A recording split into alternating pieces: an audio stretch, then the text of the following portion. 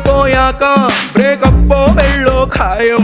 ఈ పట్టా చేపట్టాక నెక్స్ట్ ఏంటో ఏమంటాం? సిల్వర్ మెడల్ వచ్చాక గోల్డ్ మెడలే ఆశిస్తుంటాం. ఈ డిగ్రీ దొరికేసాక నెక్స్ట్ ఏంటని చెప్పడమే వెడితరం. బ్రాండెడ్ బట్టల కోసం డబ్బులు ఇవ్వాలా ఏంటి? మీరు బిర్యానీకై చిల్లర కావాలా ఏంటి?